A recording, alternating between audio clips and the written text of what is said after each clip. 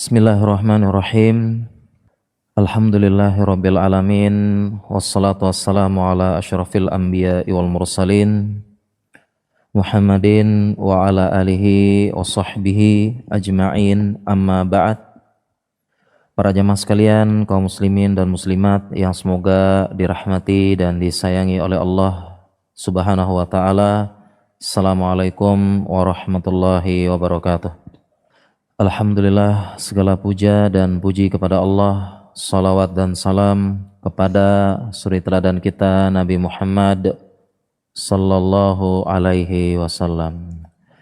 Para jamaah sekalian, di kesempatan maghrib yang penuh berkah ini, tema kita pasangan tak seindah angan.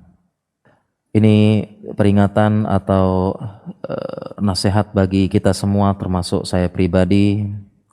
Karena biasanya sebelum pernikahan ya kita melihat bagaimana kita dahulu sebelum pernikahan, biasanya kita membayangkan, mengimajinasikan pernikahan itu yang indah, yang romantis, yang nyaman, yang sakinah, yang mawaddah, dipenuhi dengan kasih sayang.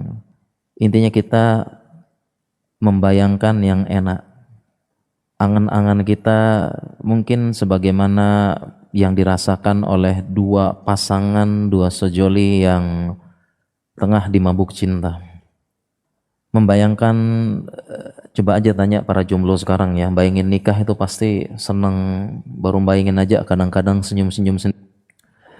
Dan ini fakta yang tidak terelakkan lagi. Sebelum pernikahan, kalau gitu kita katakan calon pengantin laki-laki itu berangan-angan. Yang diangan-angankan pertama, istri itu akan terlihat cantik terus, berhias terus, harum terus, dan betah di rumah serta di kamar. Tetapi ternyata tidak seindah angan. Karena bisa jadi, ini bisa jadi ya, bisa jadi faktanya ya tidak cantik terus, malas mandi, bau minyak gosok, bau ketek juga, di rumah dasteran terus, dasterannya udah kucel, robek lagi gitu ya. Bisa jadi ini, ingat, bisa jadi, sabar ibu-ibu, bisa jadi. Apalagi yang menjadi angan-angan para calon pengantin laki-laki, istri itu selalu manja, anggun, bertutur kata yang lembut, sopan, penuh adab, layaknya anak kucing bermain dengan pintalan benang yang manja. Itu yang berada di angan-angan. Tapi faktanya, ingat sekali lagi, bisa jadi ngomel, marah, bentak-bentak, teriak, judes.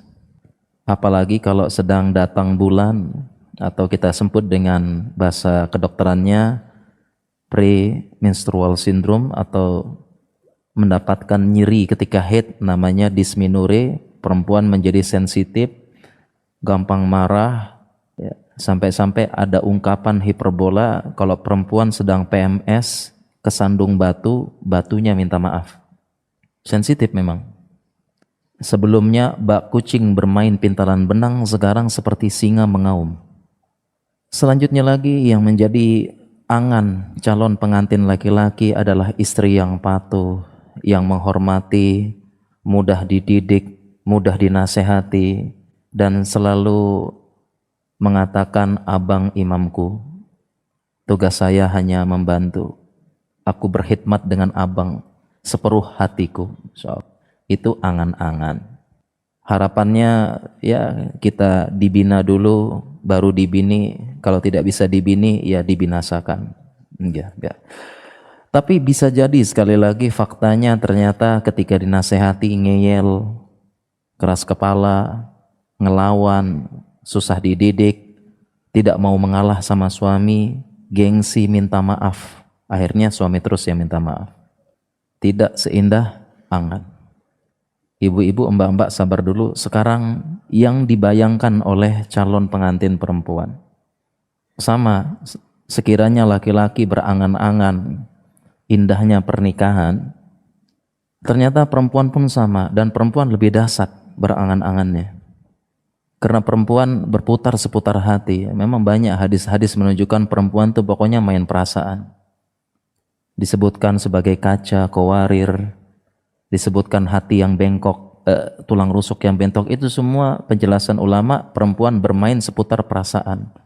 Sehingga kalau kita sebelum menikah membayang-bayangkan ini dan itu, perempuan sudah lebih lagi berangan-angan, membayangkan ini dan itu. Oleh karena itu, karena banyaknya harapan, angan-angan dari para akhwat sebelum menikah, ibu-ibu ketika masih mbak-mbak dulu, berangan-angan yang banyak, sehingga yang paling banyak kecewa ya para perempuan. Paling banyak kecewa dan dikecewakan.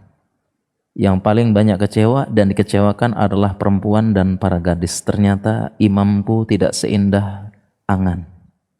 Mengapa demikian kita bahas? Sekarang kita lihat apa angan-angan seorang gadis tatkala ada calon imamnya akan mempersunting dia. Yang diangan-angankan suami yang selalu romantis, sesekali membawakan bunga, setiap pulang ke rumah membawa hadiah, surprise kecil, minimal pulang ke rumah bawa bakso, mie ayam, empek-empek dan sebagainya. Kalau pulang dan berangkat sholat cium kening dulu, ya, bangun pagi membisikkan kata-kata sayang, dan menutup mata juga ada kata-kata sayang. Suami yang tiba-tiba nggak ada angin nggak ada hujan kasih tambahan uang belanja, harapan. Ya, karena prinsip perempuan cinta tumbuh dengan hati, tapi dirawat dengan uang. Makanya ada prinsip supaya kinclong terus, ada skincare, suami care, rekening care. Harapannya suami sering ajak jalan-jalan akhir pekan, tempat wisata yang indah, romantis. Itulah angan-angan sebelum pernikahan. Tapi bisa jadi faktanya ternyata suami tidak seromantis yang dahulu. Sudah hilang puisi-puisi yang dikirimkan sebelum pernikahan. Enggak ada lagi, mendadak bisu. Kata-kata romantis hanya 1 bulan pertama pernikahan. Dan dia yang paling ingat, yang paling romantis malam pertama aja, habis itu hilang. Udah enggak pernah ngasih hadiah. Sibuk seharian di kantor, di rumah pun sibuk dengan HP dan WhatsApp. Enggak pernah tanya kabar. Nggak pernah ini lagi, nggak pernah minta dibuatkan kopi. Sekalinya dibuatkan kopi, duduk di teras, ngopi, ngerokok, main game, main HP. Udah nggak pernah diajak jalan-jalan lagi. Sehingga istrinya nanya, "Bang, di awal-awal nikah kok sering jalan-jalan, sering kemana-mana. Setelah nikah kok nggak pernah jalan-jalan?" Ya begitulah dek, ungkapan kalau jodoh nggak kemana. Ya, kalau sudah jodoh ya udah nggak kemana-mana. Ya. Harapan dan angan-angan dari calon pengantin wanita juga adalah suami yang bertanggung jawab, suami yang dibanggakan, suami yang peduli dengan anak-anak, suami yang bantu pegang anak-anak, suami yang ikut bangun tengah malam, gantikan popok, ikut menimang anak-anak, menimang bayi tengah malam, suami yang bisa diajak nge-shift, jagain bayi. Saya yang pagi, entar abang tengah malam yang bangun. Suami yang bantu nyebokin anak. Suami yang mau megangin anak, bermain dengan anak sejam 2 jam, sedangkan saya me time. Suami yang ikut memperhatikan pendidikan anak. Tapi bisa jadi fakta yang didapatkan suami yang tidak bertanggung jawab, malas kerja, istri yang harusnya menjadi tulang rusuk, dia menjadi tulang punggung. Suami yang malas mencari nafkah, ya, dan selalu menghibur istri agar qanaah padahal malas kerja. Dek, yang qanaah dek ya, padahal dia malas kerja. Bisa jadi yang ada suami yang kasar ke istri, membentak, bahkan sampai memukul, bahkan sampai mendapatkan suami yang tidak bertanggung jawab dan tidak memberikan nafkah sama sekali. Suami yang hanya tahu enaknya membuat anak, tidak mau bertanggung jawab, tidak pernah memegang anak, tidak mau menggendong anak, tidak pernah membelai kepala sang anak, apalagi mendoakan, apalagi mengajarkan, apalagi membimbing, mentalkin dengan doa sehari-hari, mentalkin alif, ba, ta, sa, ataupun mentalkin dengan doa-doa kepada orang tuanya, Rabbik firli wali walidayya warhamhuma kama rabbayani shaghira. Enggak pernah ditalkin oleh bapaknya. Ternyata pasangan tidak seindah angan-angan. Siapa yang demikian para jamaah? Insya Allah tidak ada. Semuanya sesuai dengan angan-angan, ya. Insya Allah angan-angan yang indah. Sekarang kalau memang ada yang tidak seindah angan-angan dan bayangan, mengapa bisa demikian? Jawabannya kenapa? Coba tanya jomblo-jomblo sekarang. Tapi jangan jadi takut ya. Jangan sampai para jomblo takut nikah ya. Enggak segitu kok. Banyak yang sesuai dengan angan-angan. Seperti malam ini kajian bareng-bareng, bareng suami, bareng istri, bawa anak-anak. Ini indah, insyaallah. Ini termasuk yang angan-angan indah ya. Suami istri datang ngaji bareng. Ya. Asalkan setelah ikut kajian ini jangan WhatsApp istrinya, tuh dengerin. Nah, ini bahaya. Di bawah juga nggak mau kalah, Pak dengerin baik-baik. Enggak, insya Allah ya. Sekarang kenapa tidak seindah bayangan? Kenapa demikian? Ada berapa sebab. Yang pertama, ini para jomblo ya. Karena para jomblo sebelum menikah terpengaruh dengan kisah, cerita, roman pisisan, film, tontonan yang semua hanya menggambarkan indahnya pernikahan. Film cinta, roman pisisan, film Korea, dan sebagainya. Atau mungkin film-film pacaran, film-film apa ya, menceritakan dua sejoli yang sedang jatuh cinta, membaca novel-novel. Jadi yang dibayangkan adalah yang indah-indah semuanya. Apalagi sekarang sedang ngetren drakor. Drakor itu drama Korea. Saya terus terang gak pernah sama sekali nonton, gak pernah, bahkan klipnya aja saya gak tahu. Jadi saya belum punya gambaran kenapa drakor itu digandrungi. Karena blas gak pernah sama sekali, gak pernah tahu. Tapi katanya drakor itu menceritakan tentang romantis, bagaimana so sweet, bagaimana pokoknya kalau sudah memadu kasih itu indah dan sesuai dengan bayangkan. Oleh karena itu inilah yang ada dalam bayangan sebelum pernikahan. Seperti film itu, seorang akhwat bisa jadi membayangkan kalau menikah, pasti bayang-bayangin yang indah-indah. Membayangkan ada pangeran berjanggut tipis menjemput dengan kuda putih bersayap, lalu menghamparkan karpet merah menuju istana putih yang indah. Kenapa juga bayangan-bayangan yang indah? Karena di zaman ini sudah mulai banyak pamer konten kemesraan. Ya enggak jemaah?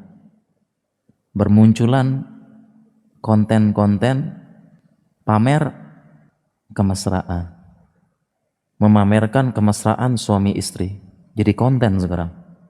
Sehingga yang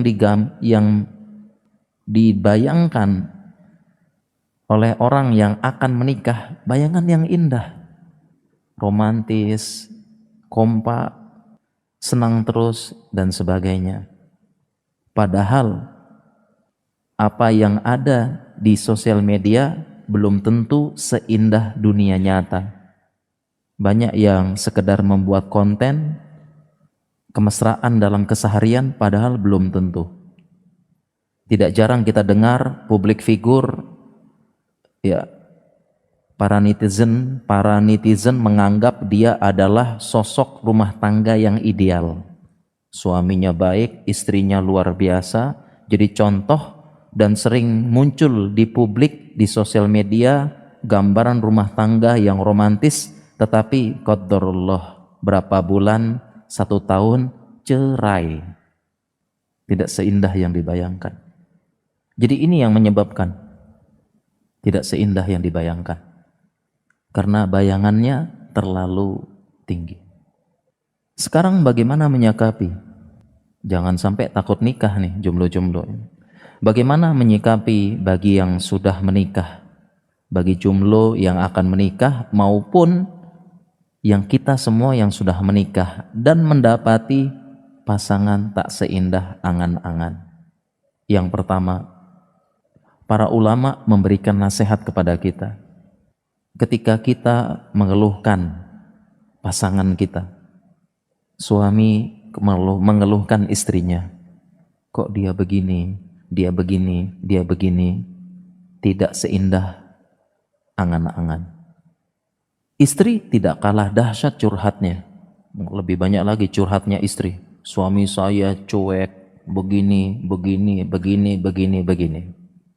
Curhat ke ustadz, curhat ke teman, curhat ke ustazah. Sampai-sampai muncul perasaan, kenapa saya bisa mendapatkan jodoh seperti ini? Akan muncul semacam protes dengan takdir Allah, kenapa saya bisa mendapatkan jodoh seperti ini? Maka nasihatnya para ulama, introspeksi diri. Kenapa? Karena yang memilih dia adalah Anda. Jadi kita sering tidak sadar mengeluhkan pasangan, mengeluhkan perlakuan pasangan. Kenapa dia begini? Kenapa dia begitu? Kenapa dia begini? Nyesel saya menikah dengan dia. Sekiranya saya tidak menikah dengan dia, kenapa dia jodohku? Nah, katanya ulama, bukankah Anda yang memilih dia? Jadi evaluasi kita dulu.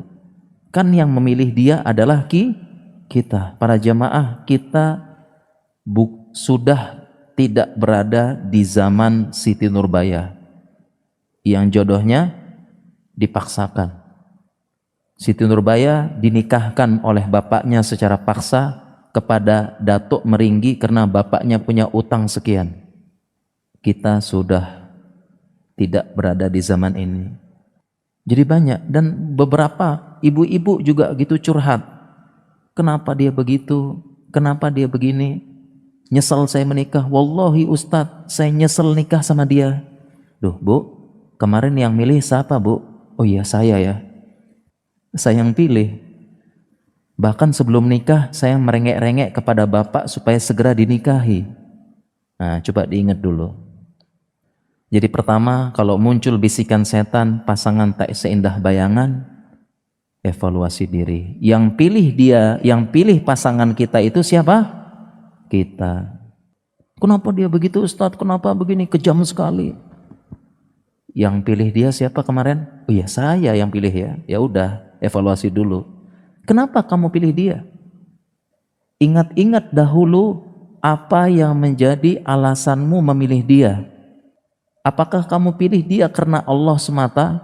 Kamu pilih dia karena akhlaknya, kamu pilih dia karena agamanya. Coba diingat-ingat alasan dulu kamu memilih dia. Apakah kamu pilih karena Allah? Ulama memiliki kaedah makana lillahi abqa. Apa-apa yang karena Allah akan kekal. Kalau engkau pilih dia karena Allah akan kekal. Susah, senang, tangis, duka, gembira, sedih dilalui bersama dan akan menjadi bumbu-bumbu kehidupan dan akan kekal sampai surga Allah. Kamu pilih dia dulu kenapa? Ingat-ingat dulu sebelum pernikahan. Bukankah ayahmu sudah menasehati? Dia itu enggak bagus. Dia itu pemabuk. Dia itu bapak pernah dapatin penjudi. Dia cuma pintar merangkai kata aja. Sekarang kamu merengek-rengek kepada bapak untuk dinikahi. Dinikahkan. Ingat, evaluasi dulu. Dulu kita pilih dia karena apa? Apakah kita pilih karena agama dan akhlaknya? Idza ja'akum man tardawna dinahu wa khuluquhu fazawwijuh illa takun firnatun fil ardi wa fasadun arid. Apabila telah datang kepada kalian laki-laki yang kalian ridhoi agama dan akhlaknya. Dari hadis ini sudah seolah-olah sudah menekankan agama plus akhlak. Karena di zaman sekarang menilai seseorang zohirnya saja seolah-olah dia punya agama tidak cukup di zaman sekarang. Plus kita harus tahu akhlaknya. Syekh Utsaimin menjelaskan betapa banyak perempuan memilih laki-laki penampilannya bagus, seolah-olah dia laki-laki yang multazim, beradab, punya agama, rajin datang ke majelis ilmu. Ternyata setelah menikah dia dapati suaminya seburuk-buruk makhluk. Itu sudah dijelaskan oleh Syekh Utsaimin. Secara zohir ngaji, penampilannya sunnah, rajin datang ini kajian, dekat dengan ustadz, kemudian aktif dakwah gini. Setelah nikah seburuk-buruk suami. Makanya izaja aku mantardawna dinahu wa khuluquhu, ditambah agama, akhlak. Makanya para akhwat dicari benar-benar bagaimana akhlaknya di zaman ini. Apalagi kita berada di zaman sosial media, di zaman pencitraan. Bi, segera nikahkan aku sama si fulan. Orangnya soleh, nampaknya bagus, bijak. Dari mana tahu? Saya kepoin akunnya Bi. Nasihat semua. Statusnya nasihat semua, bijak. Padahal hasil kopasan. Sepertinya dia soleh. Sepertinya dia multazim. Statusnya, postingannya full dakwah dan nasihat. Sepertinya agamanya bagus Bi. Segera nikahkan.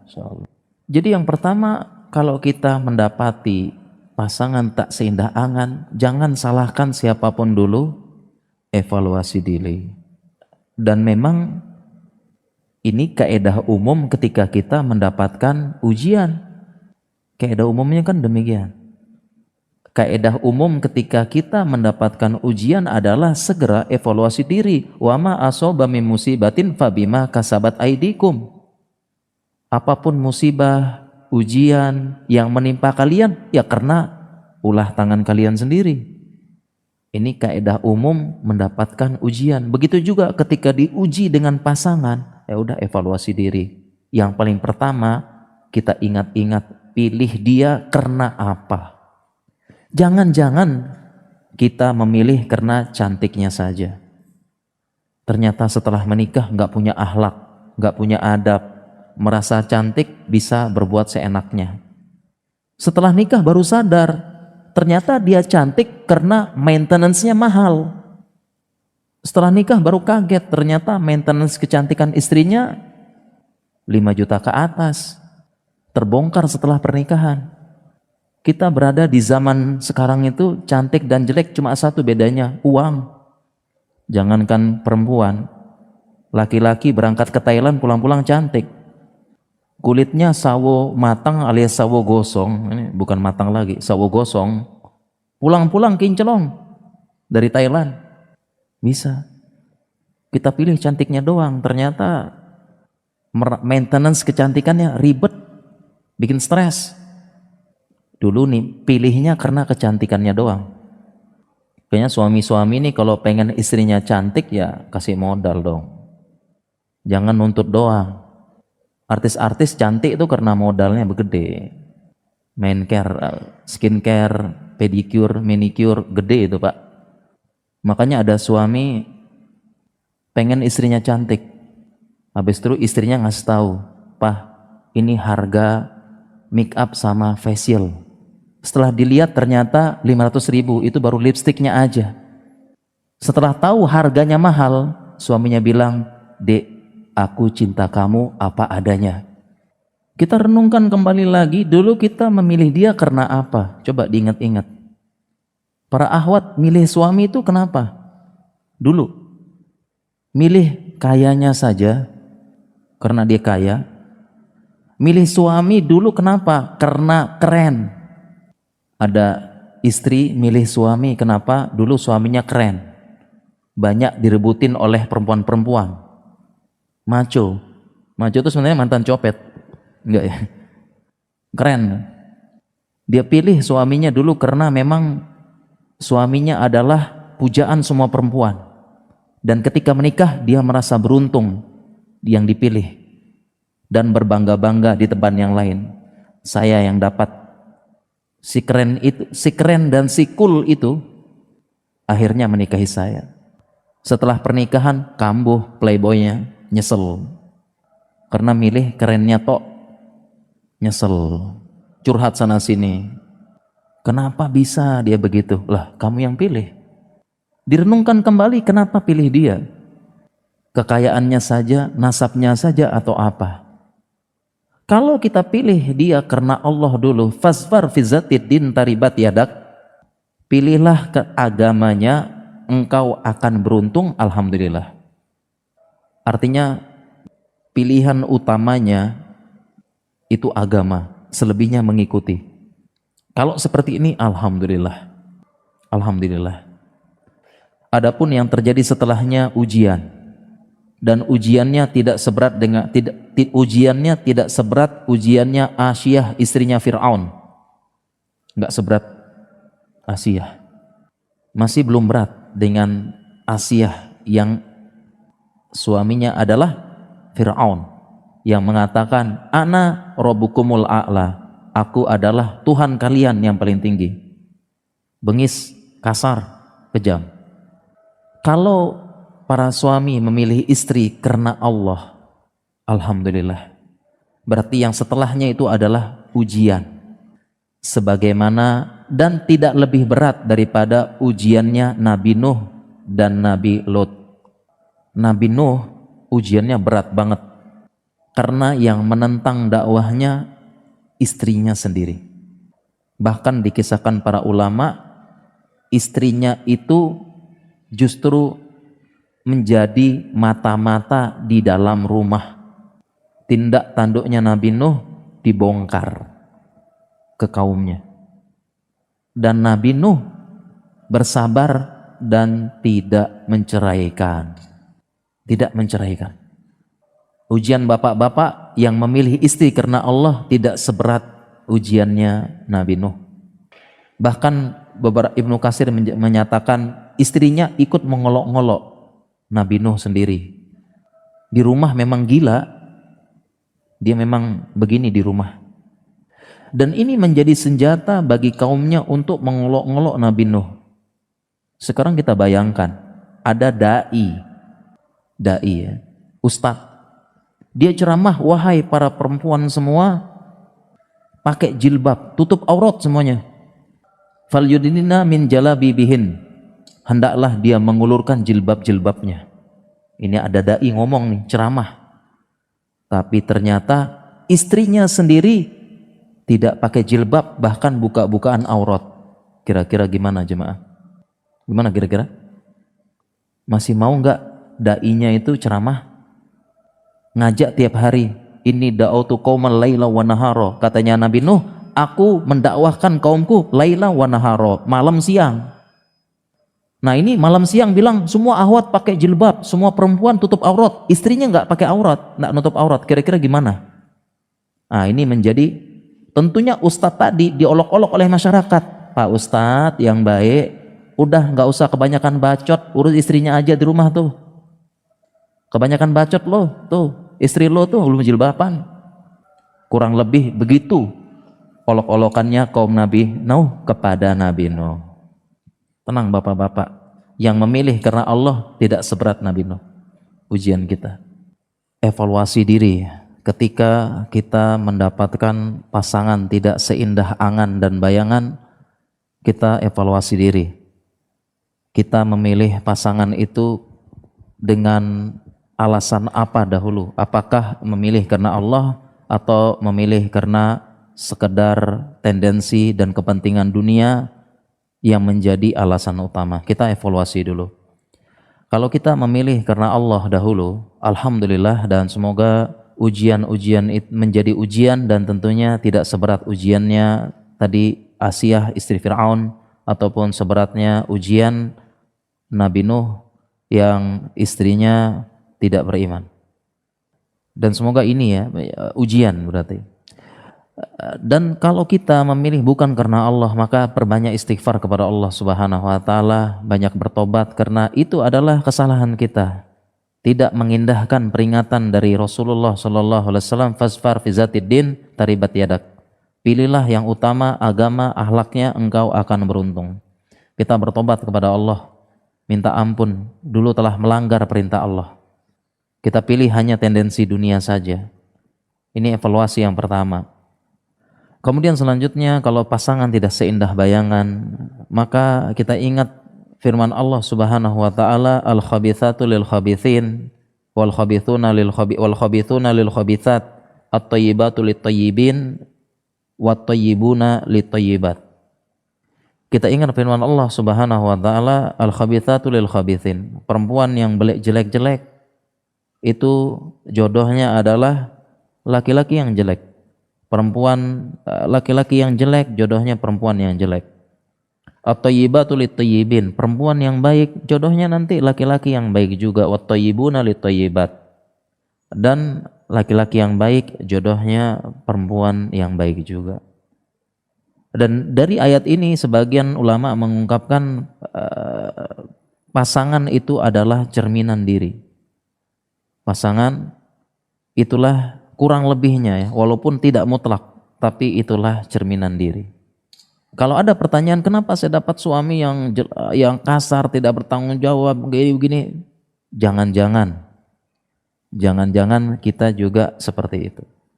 Kenapa saya dapat istri yang ngomel, yang nggak patuh, ngeyel, dikasih tahu malah ngelunjak, jangan-jangan kita seperti itu. Karena ini janji Allah dalam Al-Quran. Makanya nasihat pernikahan sebelum pernikahan adalah udah kita perbaiki kualitas dulu.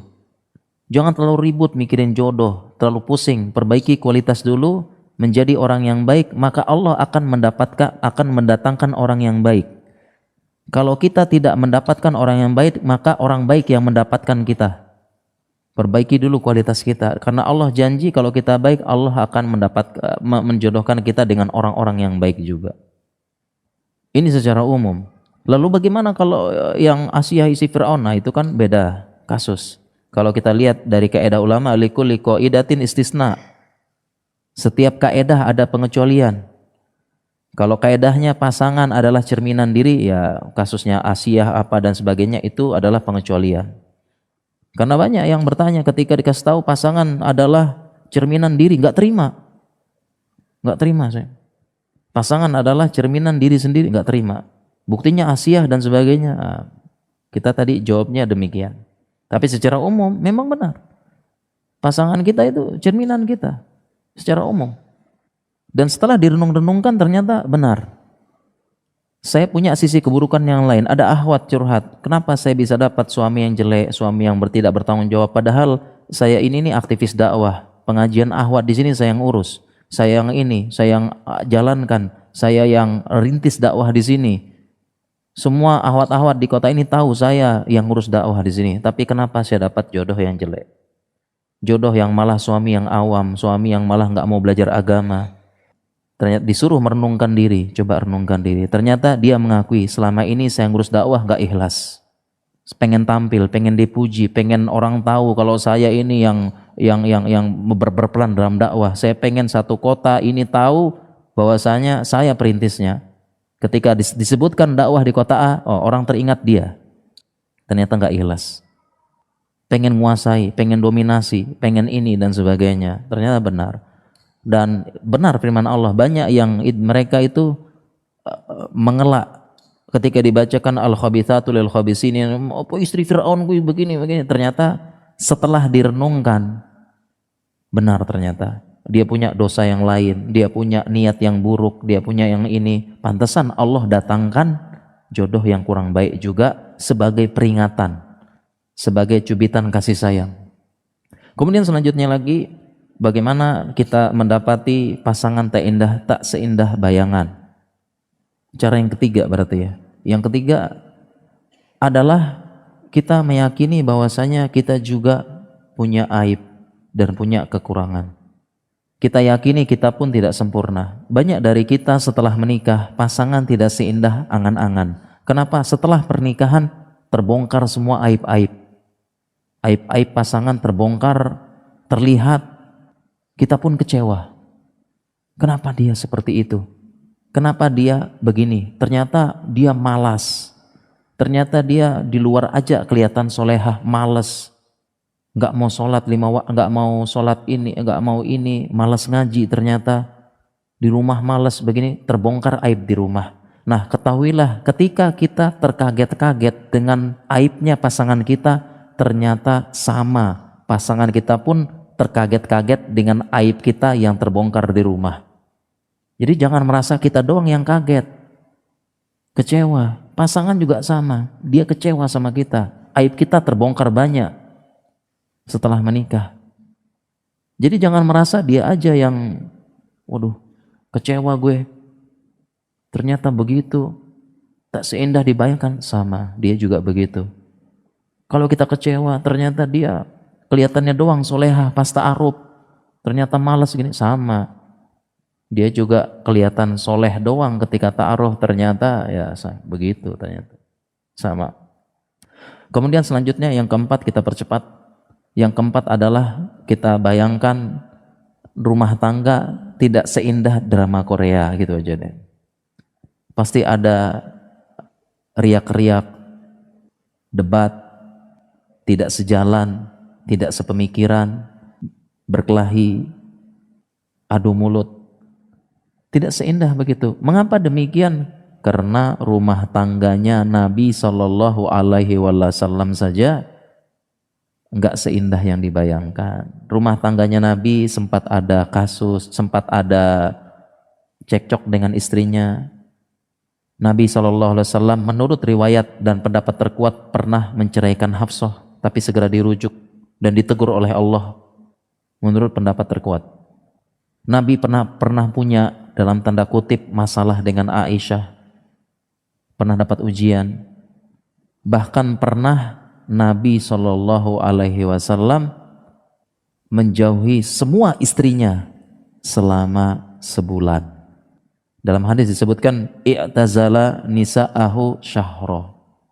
Nabi SAW bukan punya masalah dengan satu istri aja, semua istrinya. Dan Nabi SAW menjauhi semua istrinya selama sebulan. Ibaratnya menghajar istrinya. Hajar ya, bukan dihajar. Sebulan.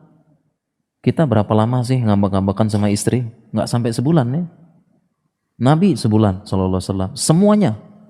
Tidak ada satupun yang didatangi rumahnya. Dan Nabi SAW tidur di kandang kambing. Itu kita dapati hadis-hadisnya.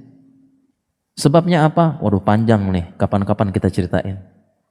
Jadi rumah tangga Nabi SAW tidak terlepas dari masalah muskilah rumah tangga. Oleh karena itu nasihat para ulama, muskilah, permasalahan rumah tangga, cekcok adalah bumbu-bumbu kehidupan.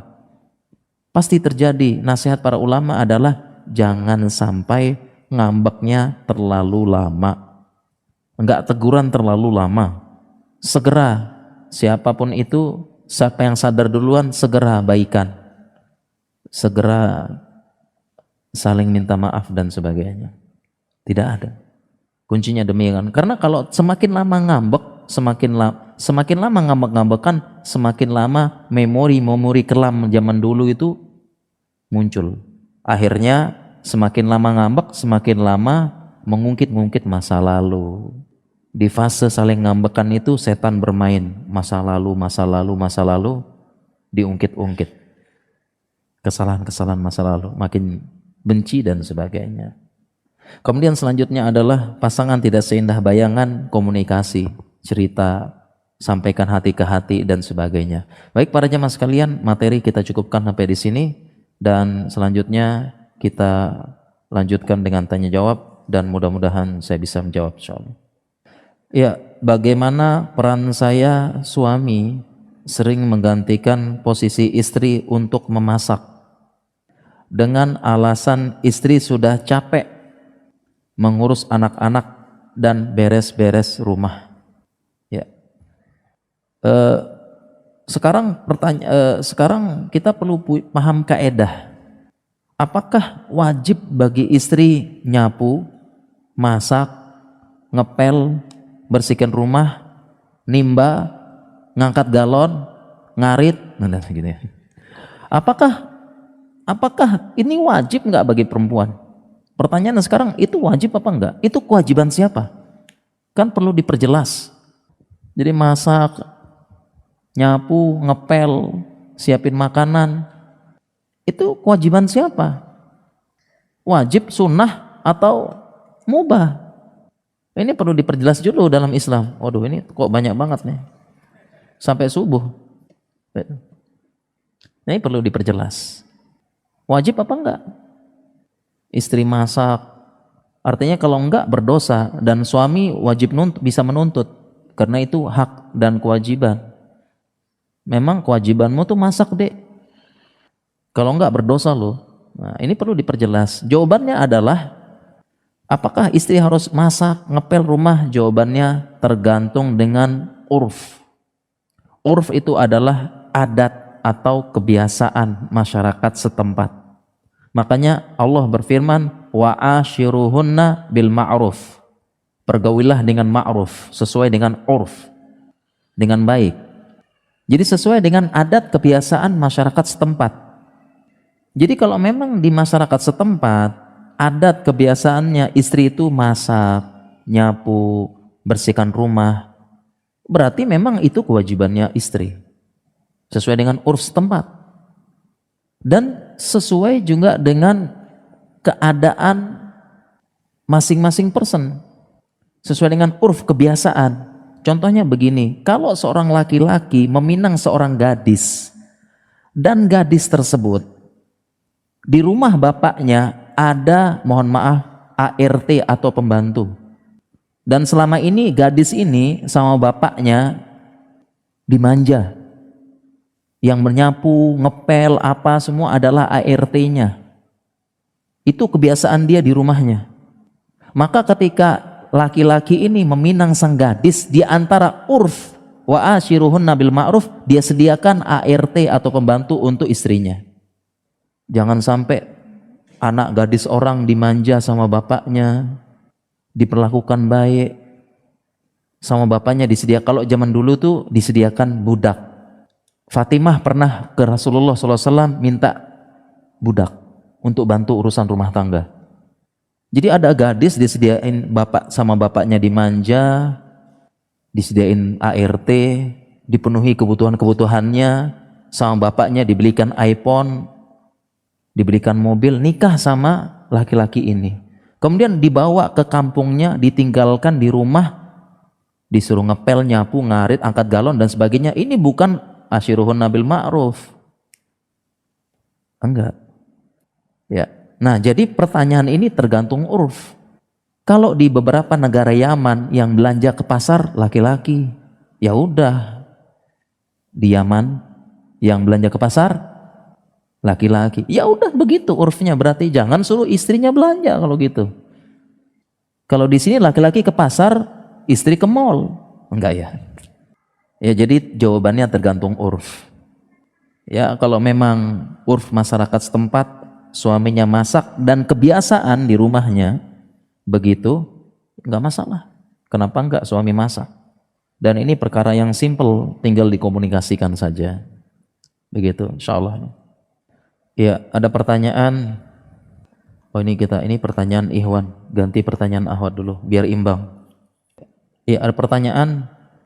Apabila suami marah dan mengambil barang yang dia nafkahi kepada istrinya, apakah berdosa? Ya, jawabannya dia akadnya apa dulu gitu ya. Ketika dia menyerahkan kepada istrinya itu akadnya apa? Ya, kalau dia ngasih handphone, ngasih mobil, kemudian bilang kepada istrinya, ini Dek, saya kasih hadiah mobil karena engkau telah melahirkan anak yang kelima untuk aku. hadiahnya mobil. Berarti mobil tersebut hartanya istri. Diperjelas makanya akadnya. Karena kalau dia nikah lagi nanti nggak boleh diambil. Jelas, makanya diperjelas nih. Dalam Islam tuh jelas semuanya. Makanya Islam itu mengajarkan jelas harta suami yang mana, harta istri yang mana, diperjelas dalam Islam. Sehingga kalau cerai nggak repot, gono gini sidang berkali-kali, nggak, perjelas. Jadi kalau suami dia bilang, "Dek, saya belikan HP," udah berarti itu punyanya istri. Nggak boleh diambil lagi hartanya istri, karena suami telah mengakadkan, terjadi perpindahan kepemilikan dengan bentuk akad hadaya, yaitu hadiah kepada istri. Berarti itu punya istri.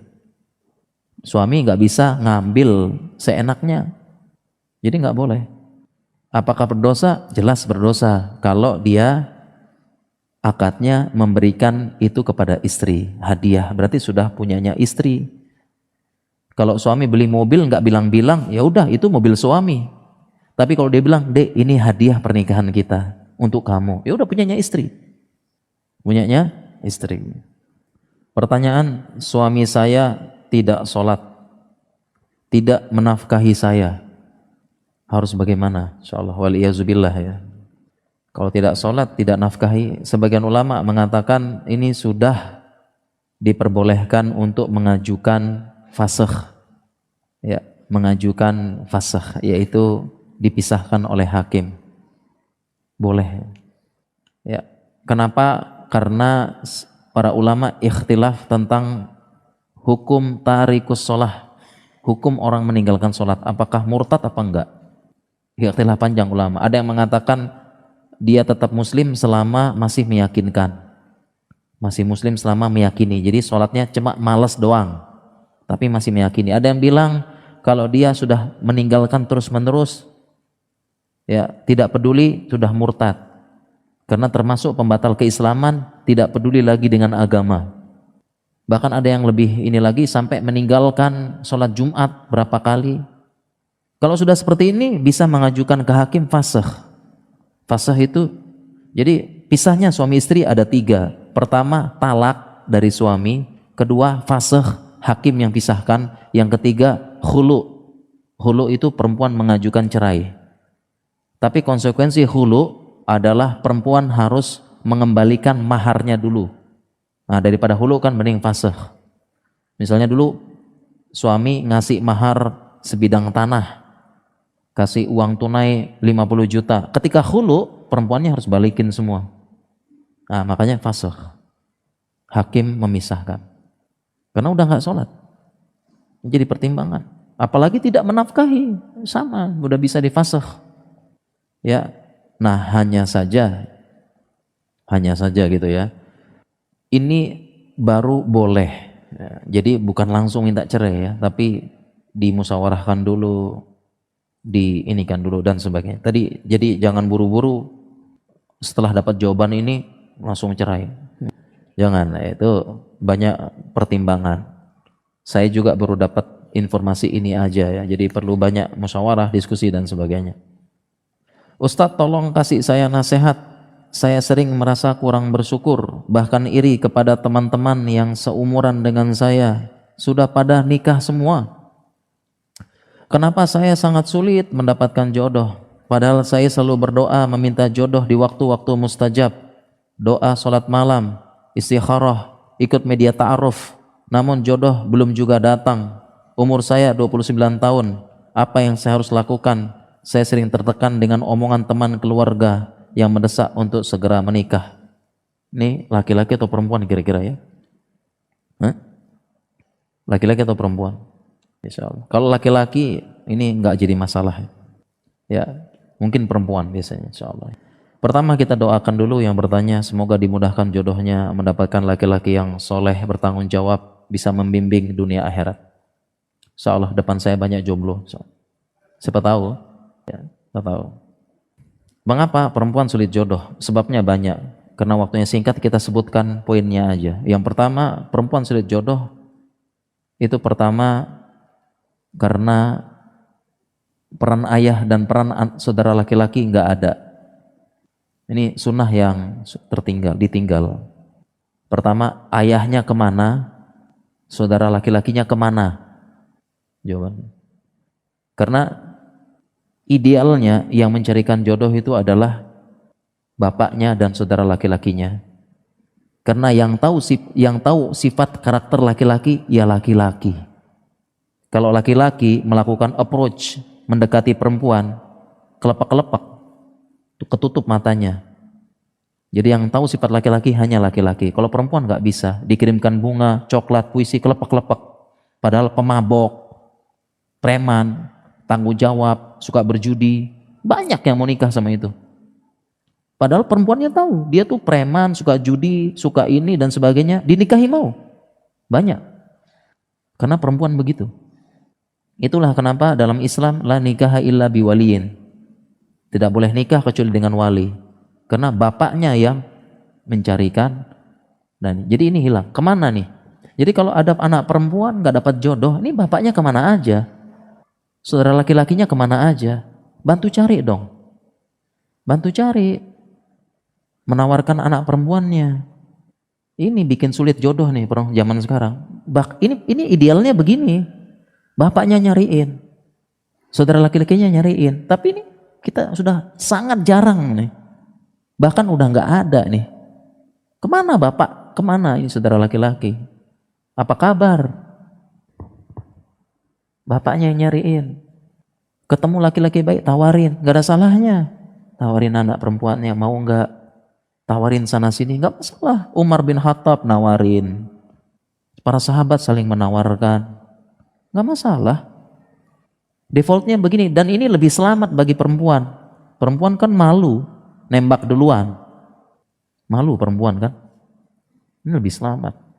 Dan laki-laki yang tahu, dia karakter anak perempuannya seperti ini. Berarti saya carikan laki-laki yang seperti ini. Oh. Itu. Yang kedua, karena perempuan tidak mau menawarkan diri dengan laki-laki yang soleh. Jadi kalau sudah seperti ini, tidak ada salahnya sebagaimana Khadijah. Gerak cepat.